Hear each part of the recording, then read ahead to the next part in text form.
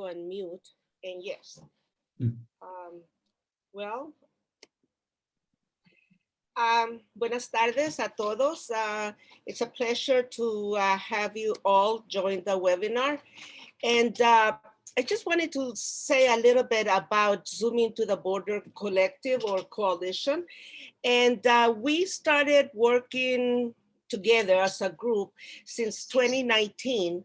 Our goal was to highlight and uplift the voices of those leaders who work to uphold the human rights of refugees and migrants in the US-Mexico border communities.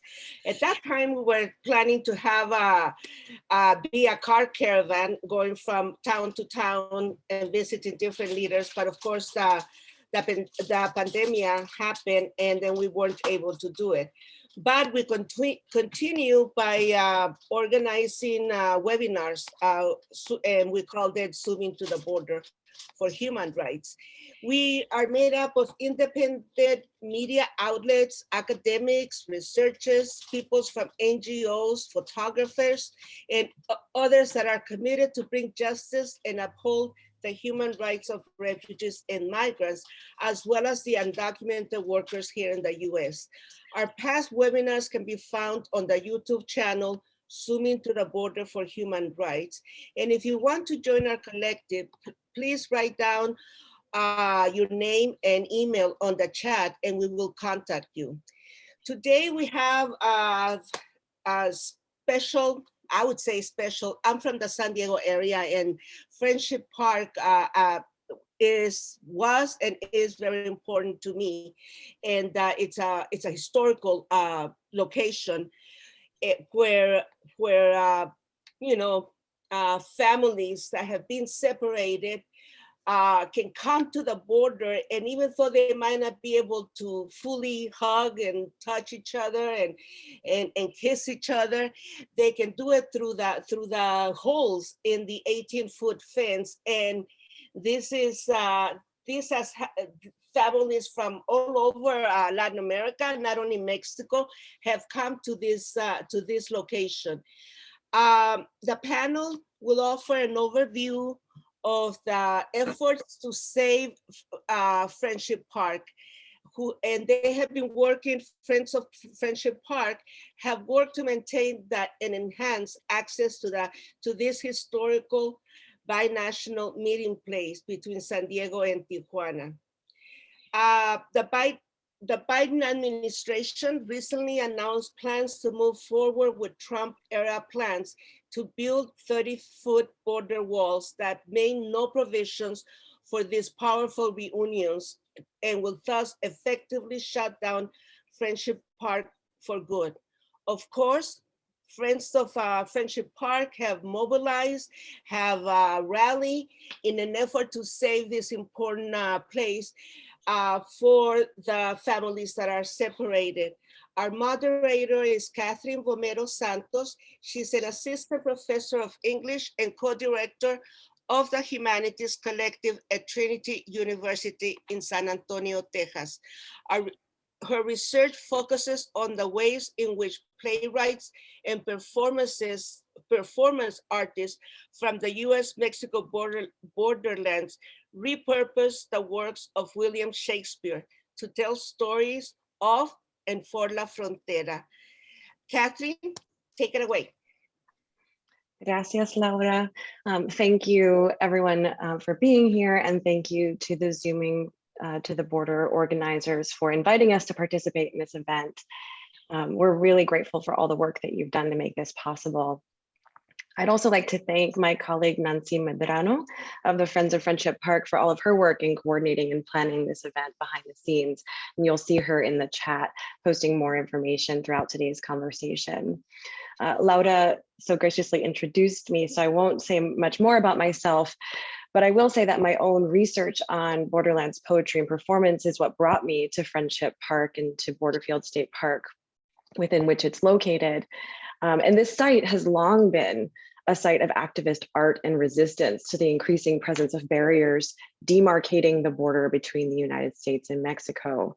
So in addition to learning about its history, my research introduced me to the Friends of Friendship Park, who, as you'll learn today, are an incredible group of activists who have been advocating to maintain and increase access to the ways that Laura was describing. The objective of today's webinar is to offer you an overview of this site and to the multifaceted advocacy work that the Friends of Friendship Park have been doing to preserve it in the face of a constant layering and ratcheting up of border security measures that, as you heard, threaten the future of this important symbol of international friendship. By way of opening, I thought I would read one of the early artistic responses to this site that appears in the very first chapter of Gloria Anzaldua's foundational work, Borderlands La Frontera, which many of you are probably familiar with. In that opening chapter, she begins with a poem that she wrote upon visiting the site where Playas de Tijuana meets Imperial Beach in 1983. At that time, there was a chain link fence demarcating the border. And although it didn't extend all the way into the Pacific Ocean as it does today, that fence provoked a reaction in her that would become the beginning of her influential theorization of the border and the politics that shaped the lived experience of the borderlands. So I'm just going to read a selection to start. This poem is much longer. She writes, I press my hand to the steel curtain, chain link fence crowned with rolled barbed wire, rippling from the sea where Tijuana touches San Diego, unrolling over mountains and plains and deserts. This tortilla curtain turning into El Rio Grande, flowing down to the flatlands of the Magic Valley of South Texas, its mouth emptying into the Gulf. 1,950-mile-long open wound dividing a pueblo, a culture, running down the length of my body, staking fence rods in my flesh, splits me, me raja, me raja. I wanted to share that to offer a way of thinking about the material reality of this site and why it is so important for reflecting on the border as we know it today. So I would now like to invite each of the panelists to introduce themselves briefly. Their full bios are available on the flyer, but I wanted you to hear them in their own voices before we begin, and then we will move to a guided conversation. We'll leave time for questions at the end, so please let us know at any point if you have questions in the chat, and we'll give you an opportunity to speak if you so choose. So I'll turn things over first to John, and then we'll take it from there. Hello, everyone. John Fanestil with the Friends of Friendship Park, and also a leader in the community called the Border Church, which gathers at Friendship Park. María Teresa. Hello, I'm María Teresa Fernandez. I'm a photographer, and I'm part of the coalition of Friends of Friendship Park. And I've been documenting the border, especially border fence and Friendship Park, for the last 23 years. Thank you. Is Tania here? Yes. Yes, Oh, I'm Tania. here. Thank you. Hi, I'm Tania. I'm with the Friends of Friendship Park. I'm also involved with the Border Church. It's a service provided every Sunday, and I've assisted Friends of Friendship Park for the past 8 years as a volunteer. I love the community member, and I hope to continue all the advocacy that we've been doing so far. And that's pretty much what I do for Friendship Park. I advocate for community members like myself who have been deported on the Mexican side. Thank you. Pedro? Hi, everyone. It's a pleasure to be on here. My name is Pedro Rios, and I'm director of the American Friends Service Committee's U.S.-Mexico Border Program, and also a member of the Friends of Friendship Park. Thank you. And Dan? Good afternoon, everyone. Thanks for having me here. My name is Daniel Watman. I'm the coordinator, founder of the Binational Friendship Garden of Native Plants, and a member of the Friends of Friendship Park. Thank you. You'll have an opportunity to hear in more detail about the wonderful work that all 5 panelists do. So I'll start with John. as the convener of the Friends of Friendship Park. John, could you tell us a little bit about the history of Friendship Park and the origins of the Friends of Friendship Park Coalition? Why is Friendship Park important?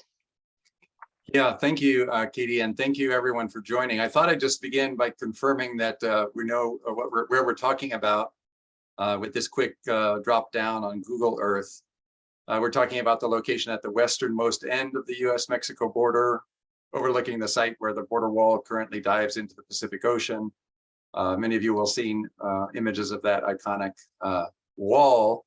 But for those of us who know and love the place, the true icon of Friendship Park is the monument which sits on the Mexican side. You can see in the foreground here the famous El Faro Tijuana, the lighthouse in Tijuana. But beneath that, in the shadow of that lighthouse, a little harder to make out, is a stone monument, which was the original boundary marker between Mexico and the United States, established at the end of the US-Mexico War. That's the monument or obelisk at the center of your screen. So this location was the place where the US-Mexico border was first demarcated. Some people call it the birthplace of the border. The Binational Commission that was prescribed by the Treaty of Guadalupe Hidalgo in 1848. That Binational Commission met at this location and established this as the punto inicial of the border. And that was the first monument put in place by that commission. A subsequent commission then worked from east to west half a century later. And so that monument is now known as number 258 because that second commission working east to west put 258 monuments in place. But despite its number, which is number 258, it is the initial boundary marker and therefore a very historic location. We don't have time to summarize the long history of the park, but suffice it to say for over a century and a half, this was a wide open space. There was very little limitation to access on either side of the border. Even folks my age, I'm 60, and the people my age remember dragging their bicycle across a chain link fence to go and eat tacos in Tijuana for the afternoon and then coming back to the United States in the same fashion. So it's only in the last 20 years that the US government has really made a point of hardening this location on the border by seizing land from the state of California by eminent domain, by waiving laws to expedite the construction of border wall, and then by erecting more and more barriers to public access on the US side. Our Friends of Friendship Park Coalition really formed in 2005 and 2006 in response to that seizure of land, when the federal government made clear that it was intending to drive these border walls, with which we're also familiar now. When the federal government made clear it was intending to drive these walls all the way to the beach, and that they would wall off Friendship Park, we mobilized in opposition to that. We were unable, of course, to stop the construction of the walls, but we did secure a commitment on the part of US Border Patrol to provide limited access to the space between the walls, which over the last, especially 11 years since November of 2011, has afforded the public in the United States access to that primary wall that Laura mentioned in her introduction. That place where people are able to gather, or have been able to gather, to touch fingertips and to engage with friends, family, as well as celebrate public occasions and events and concerts, and host public events of many kinds, to gather at the Binational Garden, about which you'll hear more, to gather for communion in the Border Church, about which you'll hear more. So just to say that it's really our efforts to protect, preserve, and we hope someday to enhance public access on the US side. That is the purpose of our Friends of Friendship Park Coalition. The space is wide open on the Mexican side. We call it a perpetual fiesta. So there's always a party on the Mexican side. And if you come to San Diego and have time, go to Tijuana, you'll have a lot more fun on the Mexican side, I can promise you. And we like to say that, the party's on the Mexican side, and someday we hope that our government will let us join the party. That's kind of what we talk about as the purpose of our Friends of Friendship Park Coalition. So thank you again for your interest and your solidarity. Thank you, John. John briefly mentioned the Binational Friendship Garden. So I'd like to turn to Dan to ask about this garden, which he founded in 2007. Dan, could you tell us about the garden, why it's significant, what some of its history is, and perhaps what the current status is at the moment? Yes, I can, and I actually have some pictures. Let's see.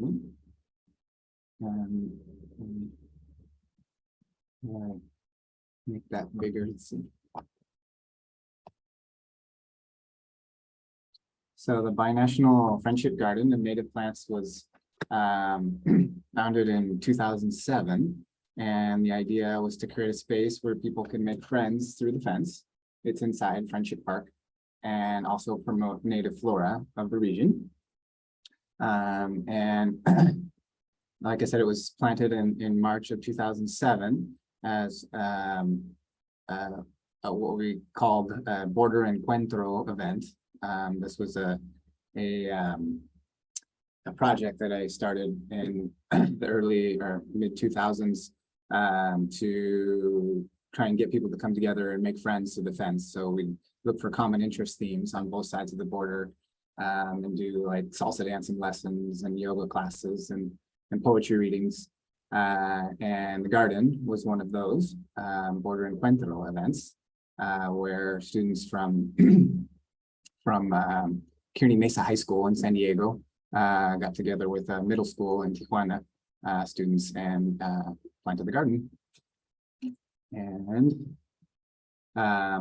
this is a shot in 2014 of the garden from above, obviously. And this is when shortly after we were allowed to actually expand the garden, which happened in 2012, 2013.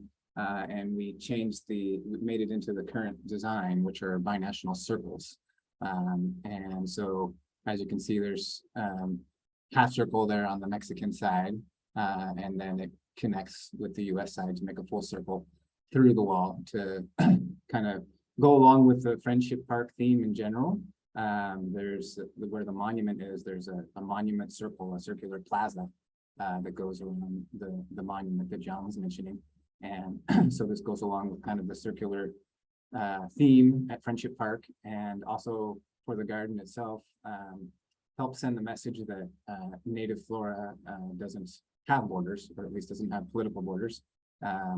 So what's native on the Mexican side, obviously 3 or 4 feet north of there, or 10 feet north of there, is on the US side, it continues to be native. So, and this is a shot of some of the plants on the US side in 2019. So the garden was flourishing, doing really well. The access was restricted, but we were at least able to maintain it on the US side, and to kind of match everything that was happening on the Mexican side. On the Mexican side, things have, as the garden has grown, the community around it has grown. So it's become somewhat of a known spot on the Mexican side. And like I said, in 2018, the plants were doing great. And then in 2020, out of the blue, in 2019, there was that, like I said, restricted access allowed, and there was actually something written the end of 2018 from the then chief of San Diego Border Patrol, but without any prior notice at all, Border Patrol came in and just destroyed the garden on the US side. There was 150 some odd native plants. There was a 500-pound bench. There was a sign, heavy duty sign, pathways. They just made the whole thing disappear.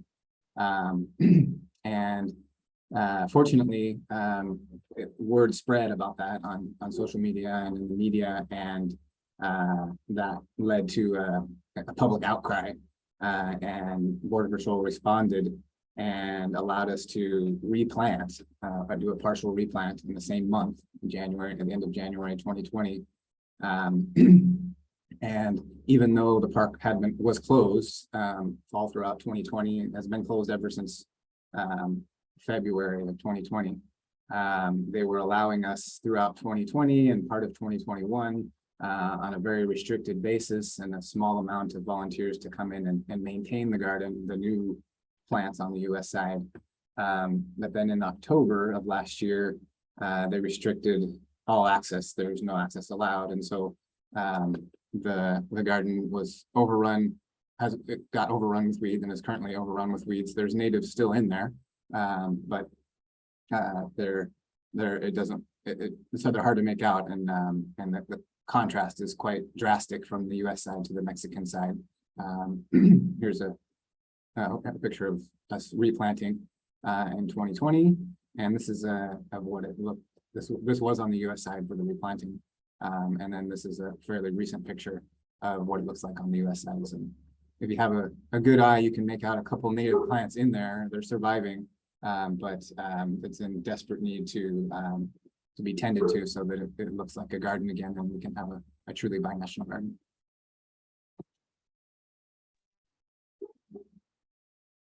Thank you, Dan.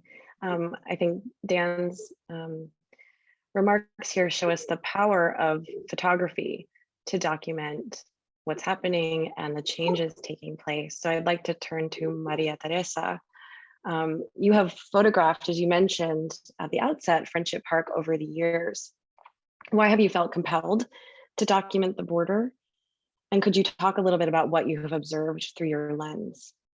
Yeah, I started to photograph the border fence as a project for my photography class in 2000.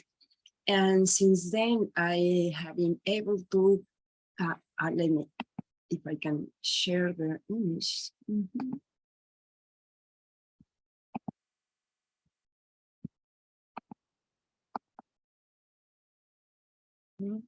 Yeah, that's, it is one of my first images, and I found that the border fence was used by people as a canvas to express all kinds of feelings. And it was what I really attracted me, even though it was the main object of documenting that. At the same time, I was able to document the construction, the reconstruction, the installation of new pieces of the fence. And everything I found on the fence, was part of my project. Even, let me see if I can show you. Go to the other one. Well, that's, and little by little, the project started to grow. It was not just construction, reconstruction, objects. It was security. I used to see who was there, the border patrol agents, the installation of the concertina everywhere. It was also the murals, how people were expressing their feelings on the wall, on the border fence.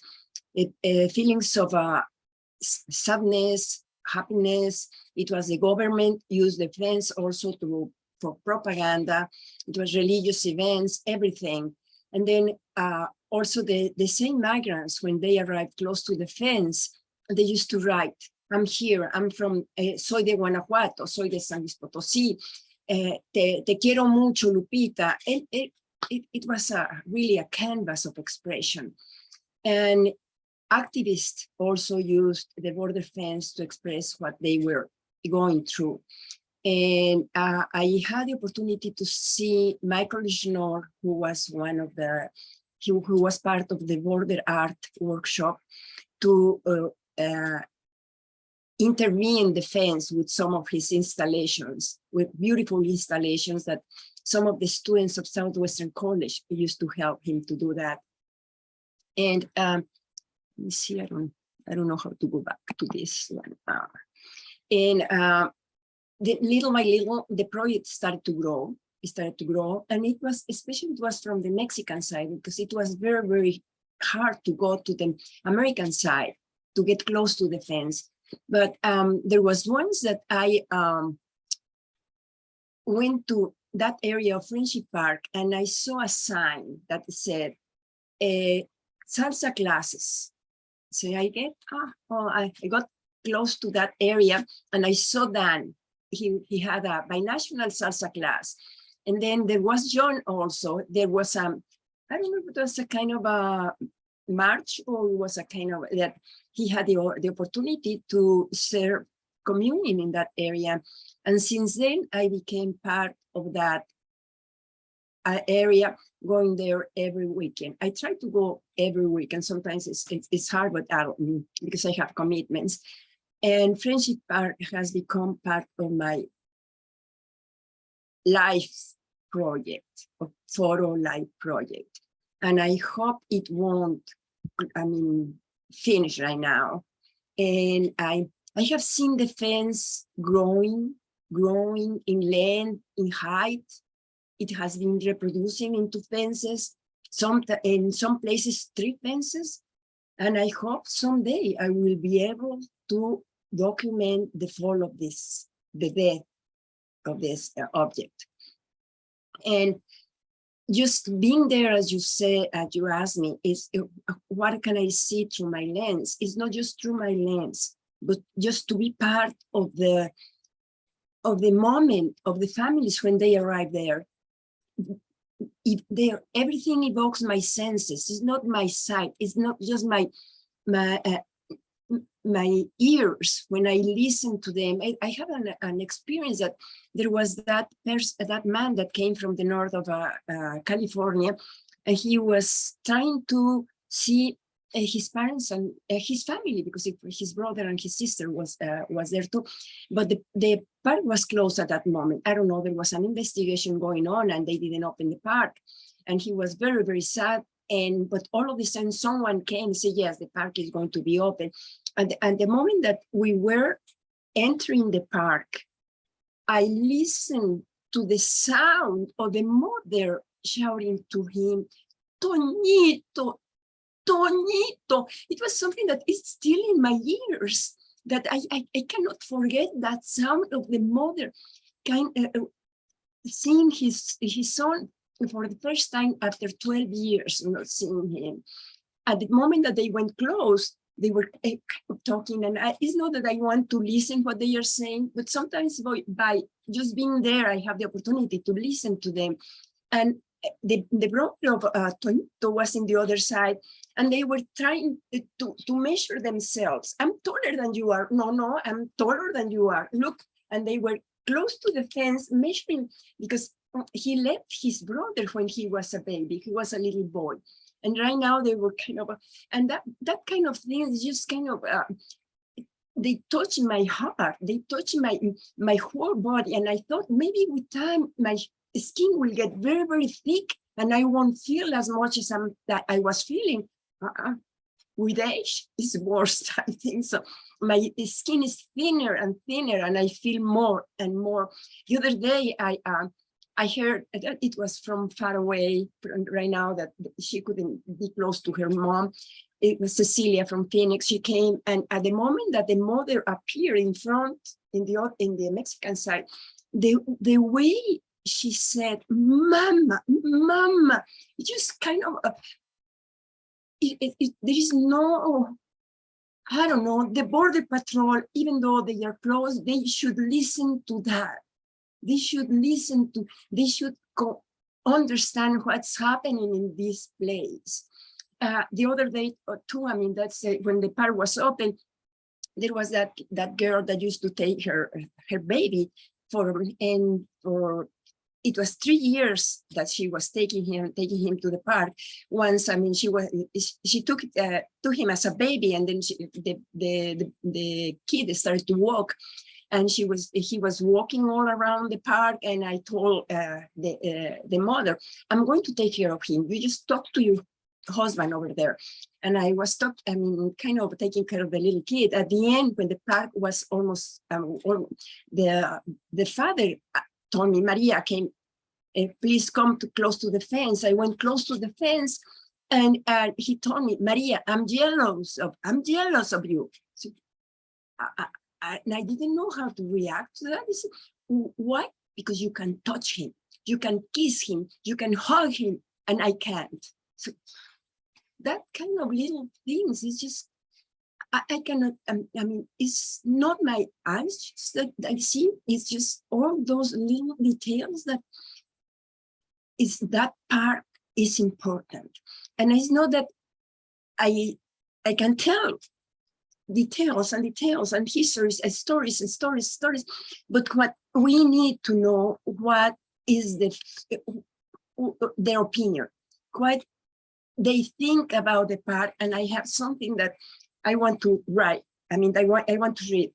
Hola, mi nombre es Diana. El Friendship Park es el lugar donde se cumple el deseo de mis padres y mis hermanos de poder verme y yo verlos a ellos. A través de esa valla que nos separa, pero que al mismo tiempo nos hace sentir que estamos tan cerca y que la familia está completa de nuevo. Donde los ojos de mi madre se llenan de lágrimas al tocar tan solo mi dedo.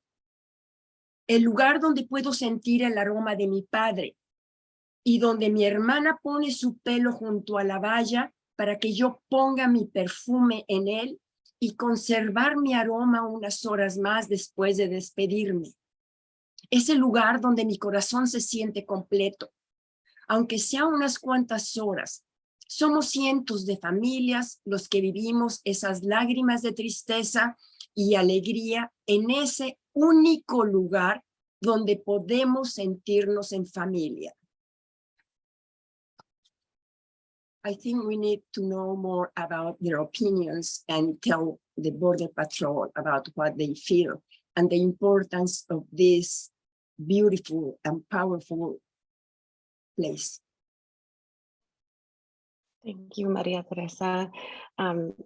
Both your words and the letter that you just read testify to the multisensory nature of the gatherings that Friendship Park can enable. I know that some folks were asking if you could zoom in on the photos, but maybe that's something that we can share at the end if we have time. I know that you were struggling maybe to zoom in entirely, but we also have some photographs that we might be able to direct folks to on the website. Just to pause very briefly, I know that there are some questions in the chat and we'll make sure to answer those questions at the end. So we are keeping track along the way, and hopefully some of your questions may be answered as we move along and get into detail. So I'd like to turn things over to Pedro and to ask him if he could situate Friendship Park within shifting border policies and policing. Sure, thank you so much, Kathryn. And it's a pleasure to be here and to join this space and to share it with so many of you. So Friendship Park represents a microcosm of the policing practices under a decades-long militarization process of the US-Mexico border. Most policies affecting border communities have been put in place without any sensible consultation process with those who are most impacted. And that's clearly been the case at Friendship Park for several decades. So the imposition of these policies and practices have been detrimental to how border community members experience their quality of life. And of course, Friendship Park is no exception. In what you described at the beginning, Kathryn, as a ratcheting effect, and what others with the Friends of Friendship Park have described, these restrictions limit access, and they come across as being arbitrary and sometimes even retaliatory. Again, without any process of consulting those who use the park. The history and framing of Friendship Park gets told officially from the point of view of those who execute the rules of how one gets to experience Friendship Park. In this case, when Border Patrol defines how one should experience Friendship Park, then they also set forth the rules of interaction. These commonly mean access is reduced to when it's operationally safe, according to using their militaristic vocabulary, and that Border Patrol will make this determination. No one ever gets to know the logic behind this decision of when it's operationally safe for one to use the park. So let me share one example. It used to be possible to freely take a camera and video record in the area known as the enforcement zone. This is a space between the primary and the secondary border barriers. The video testimonies documented beautiful and intimate interactions of people seeing each other across the primary border wall, just the way that Maria Teresa described. Sometimes families were reuniting for the first time in years. These experiences brought out the best of human relationships that belie the need for so much enforcement.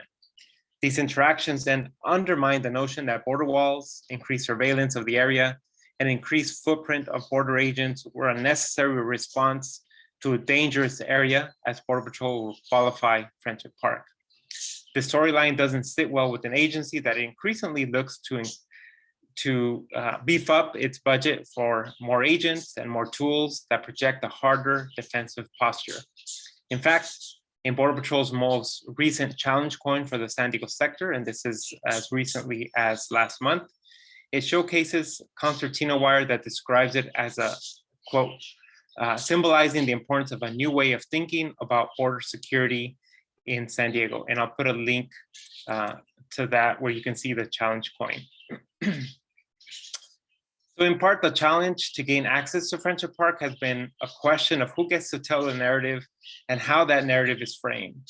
Again, this is how Friendship Park becomes a microcosm for the borderlands. Border walls have destroyed sensitive ecosystems in Arizona that were the origin stories of indigenous peoples.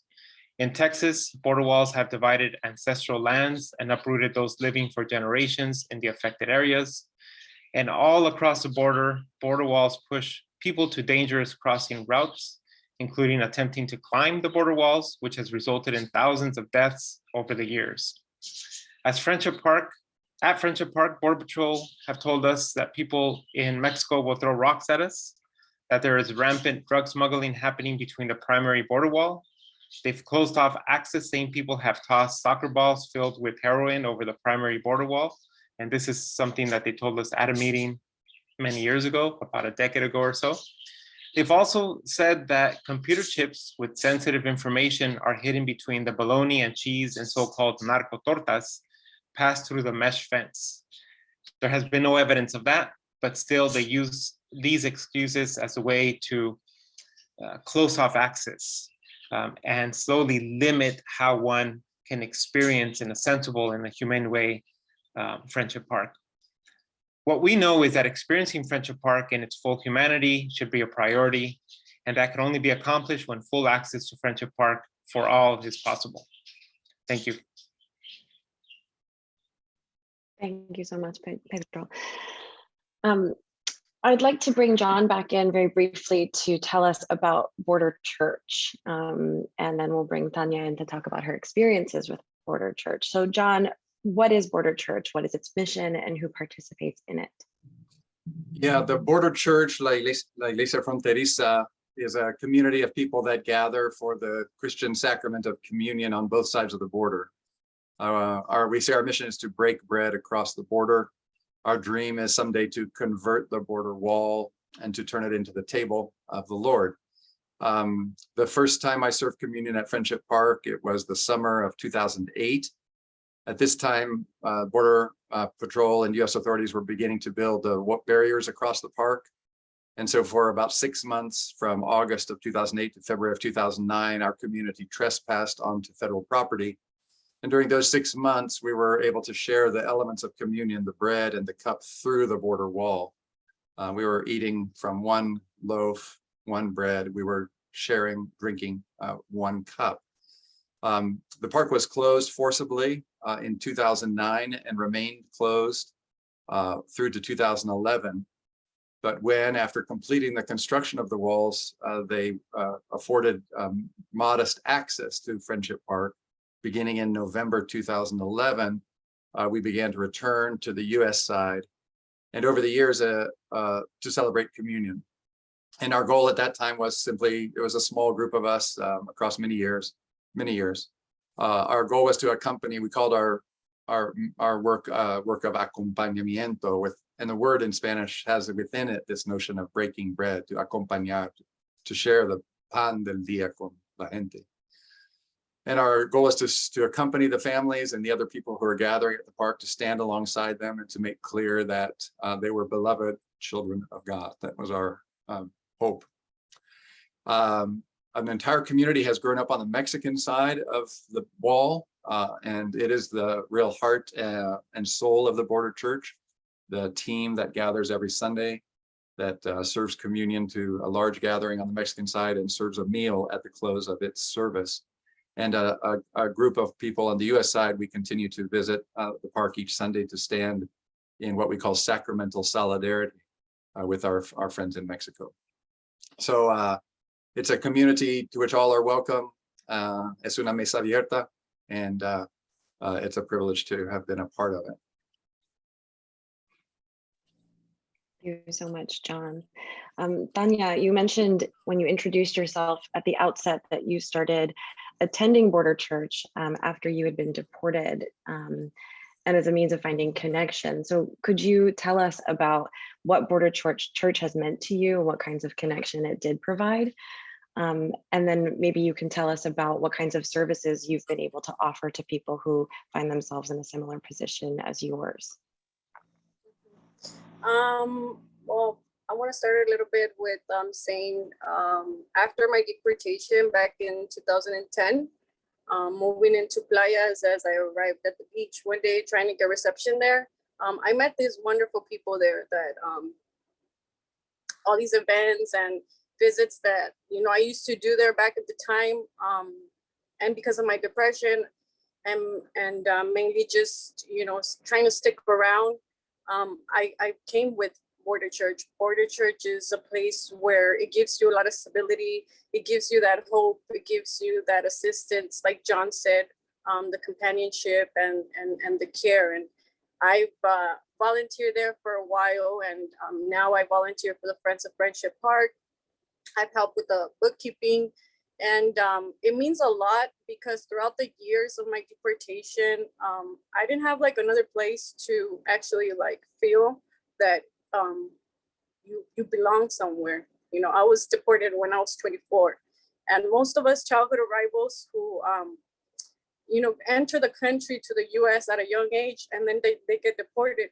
This place has a meaning, you know, because you want to see. So to me, it means a lot because just thinking that there's going to be a 30-feet wall and that it's going to cover that view that gives you like that hope, it makes me want to just push more and do more for these types of events. And I think Border Church is one of the events that makes you, like John said, it gives you, you know, that worship of God, that spiritual emotion of continuing in life. So I think it just means so much, all the services that we still continue doing, like, you know, companioning the rest, you know, following this chain that sadly we go through, you know, us migrants, people who have, you know, plead violence. This place it soothes your soul. It calms you in so many ways. It has done it to me. They've adopted me there after volunteering for so long. They give you this continual progress, you know, for your well-being, and not just, you know, the spiritual aspect, but just any other information that you need. You know, they connect you with other organizations. We have a variety, and I also include Friends of Friendship Park. We have a variety of connections with other people and all these services that we provide. I think the most important one to me so far has been the garden, but mainly Border Church has a big meaning because that spiritual words that they give you and the continuance of trying to help you heal means just your whole life, you know, especially like I said, for us deported who have this hope of going back and being back with your families, you know, trying to pursue that, just that dream, you know, that you've had since, you know, for me, being in the US is just, my dream was always being there with my family together. So I think it brings that unity of trying to get trying to get myself back home. So just being there makes me feel like home. And what was your other question? Are there specific services that you have been able to offer to people who have also been deported and find themselves in a similar position as yours? Yeah, actually, when we get groups and then when we have like people who actually just arrive there on the weekends or even throughout the week, like I get to visit there throughout the week since I live here in Playas de Tijuana on the Mexican side.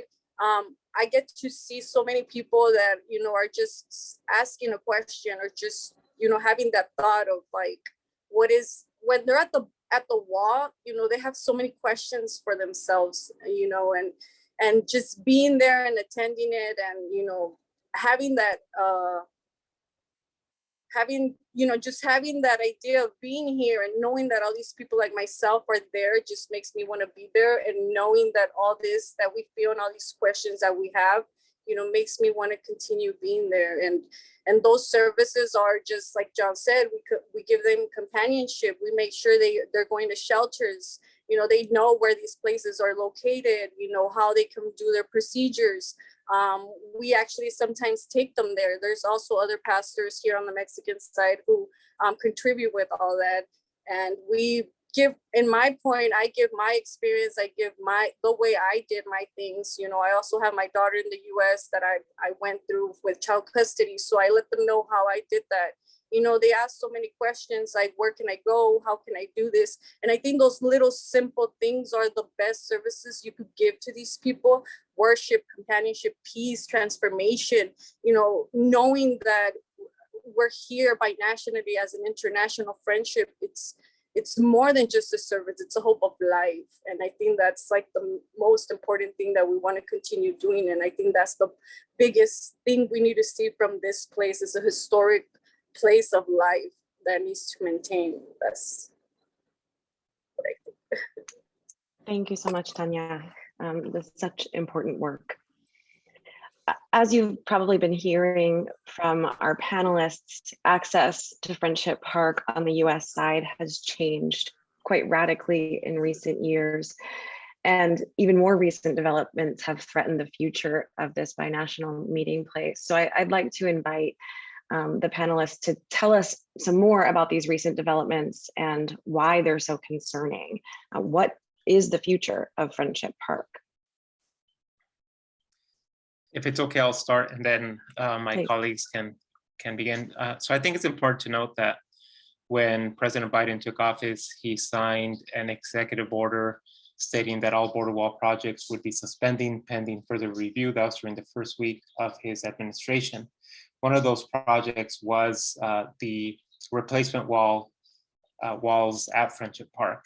In late May, so several months ago, we learned that there had been a notice posted by the Department of Homeland Security that the replacement wall project would continue at Friendship Park.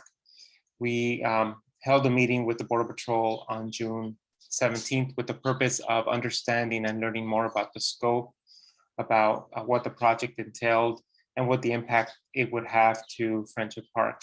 At that meeting, we learned that for the primary border wall, about 90% of its design had been completed, and for the secondary border wall, about 60 or 70% had been completed.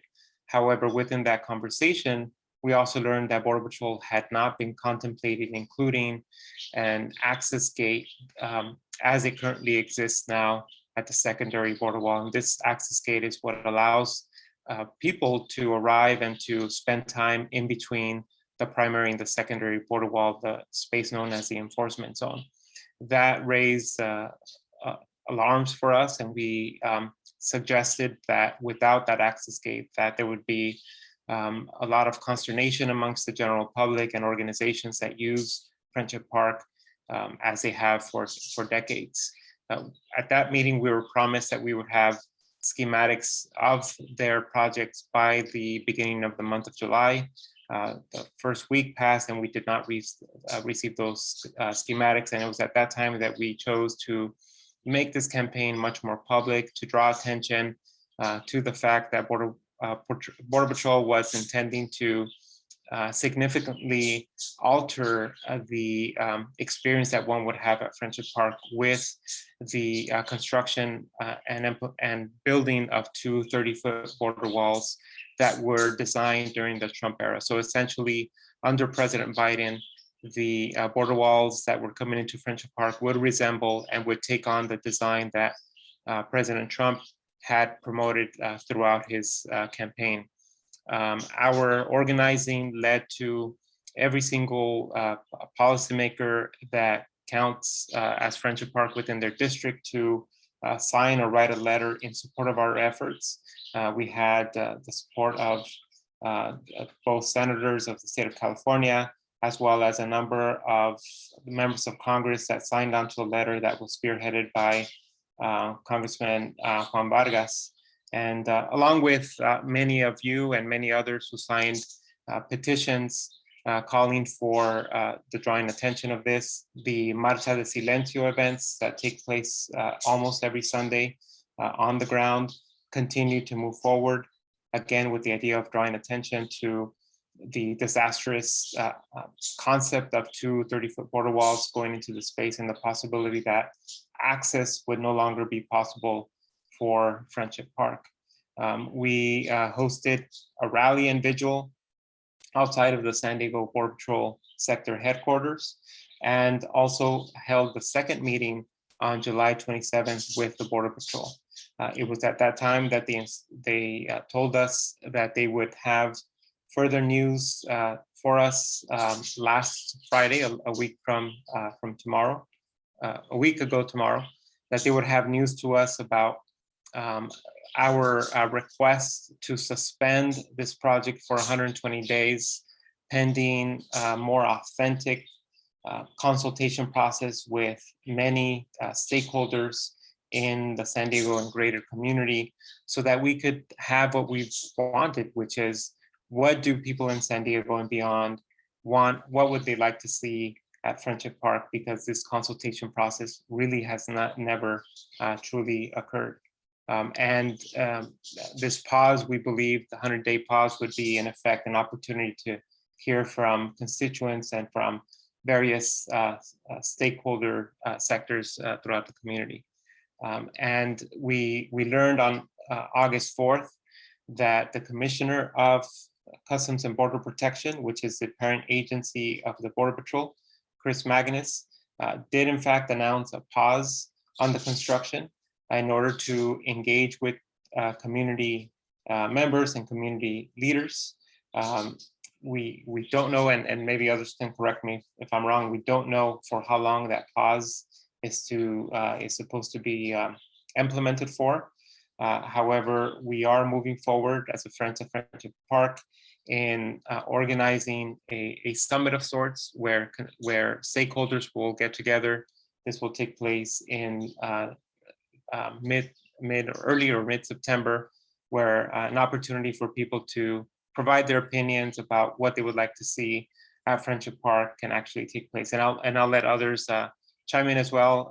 I might be a little fuzzy in the latter part of the details. Thank you so much. John, go ahead. Yeah, thank you. Pedro summarized very well. We are convening these stakeholders in early September. We have not yet heard whether Border Patrol will join that conversation or whether they'll propose an alternate scenario for what they call engaging with the community. So we appreciate our advocacy ask these days is that whoever is speaking to Border Patrol, Customs Border Protection, that they would advocate that those officials join the process that the community is launching to ensure that community concerns are included in their plans moving forward. Thank you. Is there anything else that anyone wants to add? Well, I'm sure that members of the audience are eager to know how they can help to raise awareness of Friendship Park and to join our efforts to maintain and enhance access. So what are some things that folks in the audience can do right now? If you've been watching the chat, Nancy Medrano has been posting links, but maybe Dan can elaborate on some of those actions that you can take if you would like to support Friendship Park. Sure, yeah, well, you'll see it in a second, our website, where there's a list of different actions that we're taking now that you can take part in either locally or remotely. And I wanted to mention or kind of highlight that we have a petition right now to asking Biden not to continue Trump's 30-foot wall plan. I live right next to Friendship Park, and right before the halt in January of 2021, they actually started 30-foot wall construction, and it was halted and stopped. And as Pedro was saying, supposedly for stakeholder consultation, and now it's been they were going to go ahead with it anyway after no consultation for 18 months. And now it's been paused again. So we really need to keep the pressure on in order to make sure that they don't go ahead with the plan that they have, they being the Department of Homeland Security, and that they actually engage in genuine consultation with the community. So you can sign our petition. I think Nancy's going to put that in the chat. And if you want to be even more involved, you can send me or Nancy an email, and we can put you on the volunteer team list. We meet by Zoom every Wednesday, and we make plans for outreach events and collaboration.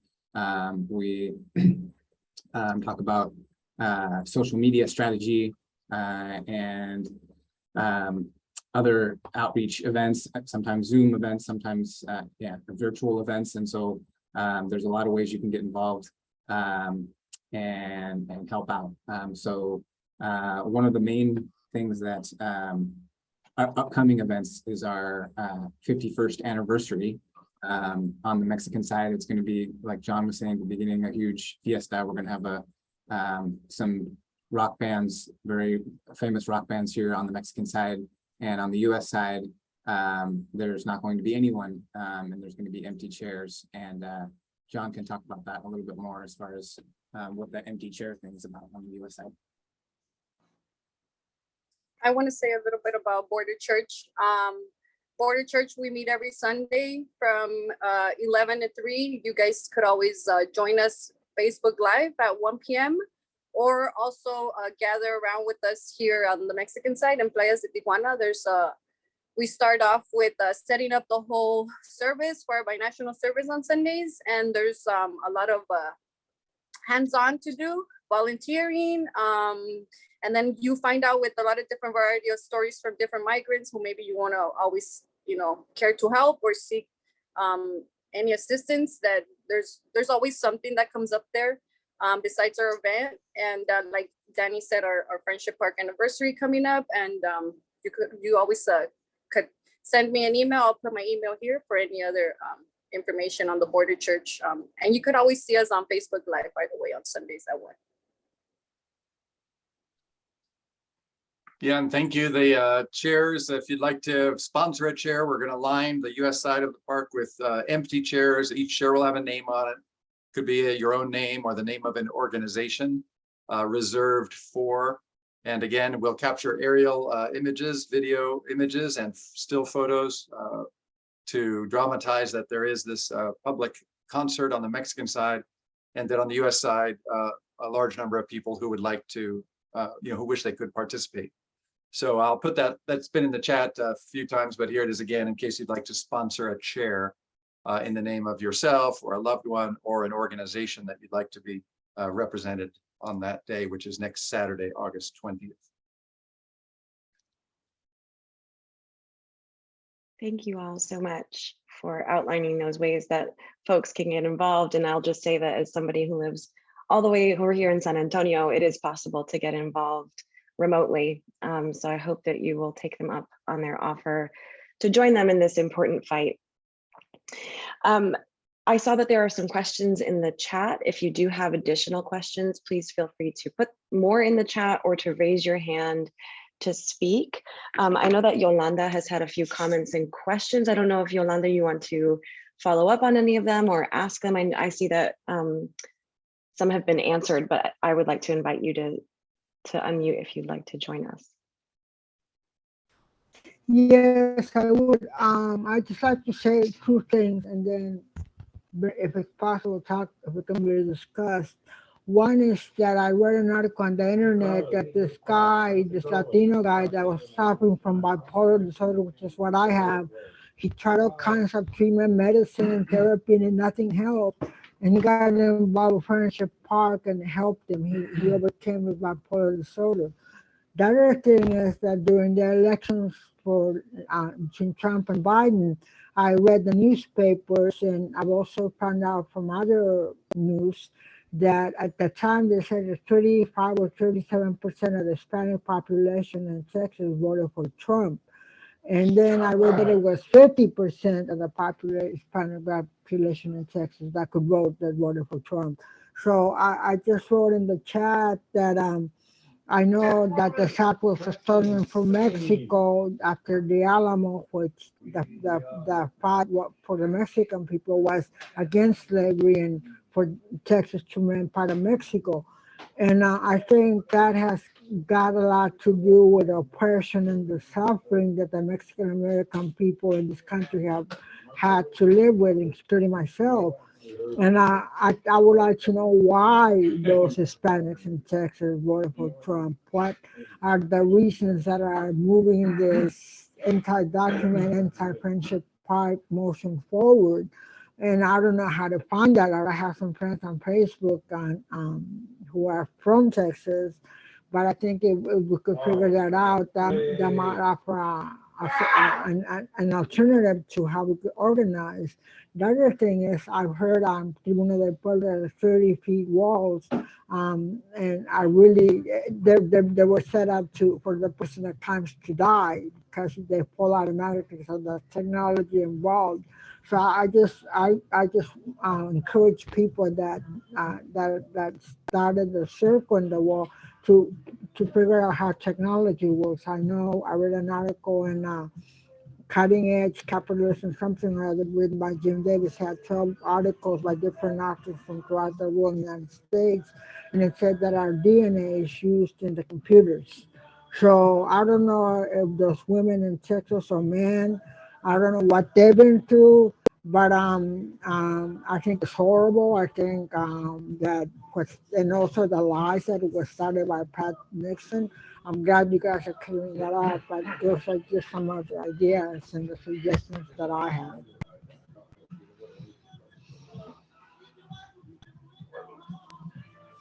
Thank you so much. Does anyone care to respond? And I think that Yolanda was touching on a few issues that I know that Pedro touched on in his remarks, and why, why is it that the 30-foot walls are so troubling, really, right? It's not just their height, right, but what they signify in terms of the future of border security in this country. I can share a few thoughts about that, and I'll be really quick. And I think obviously the symbolism of the border walls tell their own story, and I think that when Donald Trump was parading these and the construction of the models and prototypes that he had built in San Diego County facing Mexico were symbolisms of rejection, of hate, of closing the doors. But beyond the symbolism, I think the structural presence at Friendship Park would completely change the visibility for both people who are in Mexico, but also people who are in the US. So they will have a dramatic effect of changing the visual landscape of Friendship Park. And then the last point I want to address in the comments that Yolanda made is that I was in a meeting back in June of 2019 with former Chief Rodney Scott, who stated that the Border Patrol conducted psychological field studies to determine at what height a normal person would become disoriented while attempting to scale the border wall. And that height was normally around 18 to 20 feet.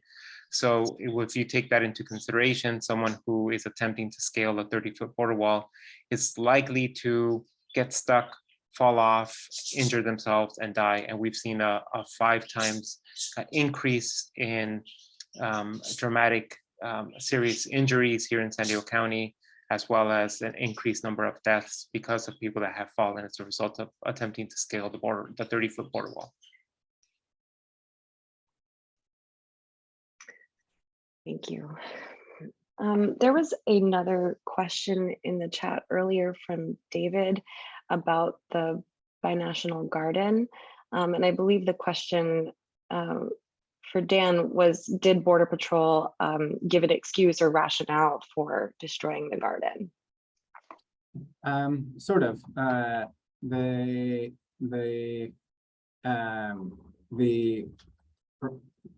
Immediately the response was that it was for security purposes that the border had been breached. But it turns out that the border wall was breached, it was cut, and the order was to trim the plants around that area where the border wall was cut and fix the border wall. Just a few plants that were kind of in the way, I guess. But instead of doing that, someone came in and someone that had enough authority to do this came in and just destroyed the garden completely. And there was no rationale for that. They said it was a mistake.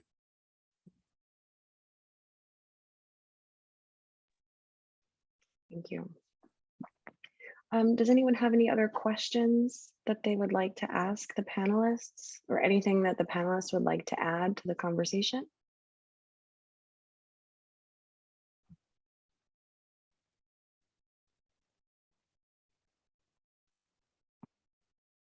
I can share real quick just a couple of images. Again, I know some of you are familiar with this space, but some perhaps not quite so much. And so I thought it might be helpful for everyone to see a couple of images. Pedro mentioned the profound effect that this would have on the visibility, and of course most people then would think about the U.S. side. But I just want to show this very quick, just a few seconds clip of the Mexican side of Friendship Park, which is a very vital space. Thousands of people circulate through the space every weekend at Playas de Tijuana. And there's a lookout above the bathrooms at Friendship Park, El Parque de la Amistad del Lado Mexicano, that is called El Mirador, the lookout. From that lookout, you can see all the way north to downtown San Diego and to peninsula of Point Loma. And on a clear day, you can see all the way up the Southern California coastline. And these proposed 30-foot walls would eliminate that view for the public in Mexico looking north into the United States. And so here's just a glimpse of the view from the Mexican side.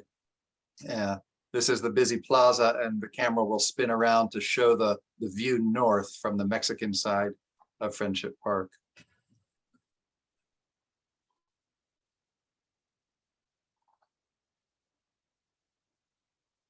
This is the Mexican side.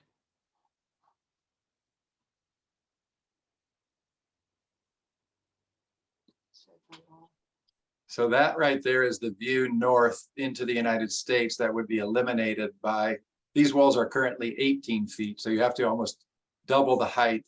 New walls would reach almost to the top of the screen that you're looking at here and would eliminate views into the United States. On the US side, meanwhile, the approach to the park, these bollard style walls, if you're right perpendicular to them, you can see through them, but even at a slight angle, it looks like a solid wall, which means that people approaching Friendship Park, you come into the park from the east, as they look to the west toward the beach, they would no longer see into Friendship Park. Their perception would be that it is in fact a solid wall. And only if they climbed all the way up onto Monument Mesa would they even realize that there's anything like, space between the walls that might be accessible to the public. Thank you, I just Thomas. want to add something. Could I Please. add? Yeah, I think the idea of building a 30-foot fence in that park is inhumane. They don't have a memory of what is that place. They don't know the history of the place.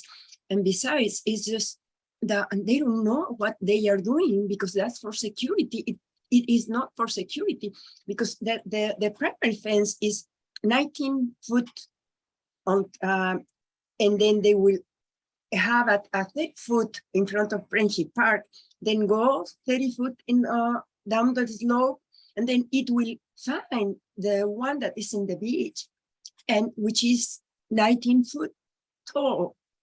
So there is no why right there.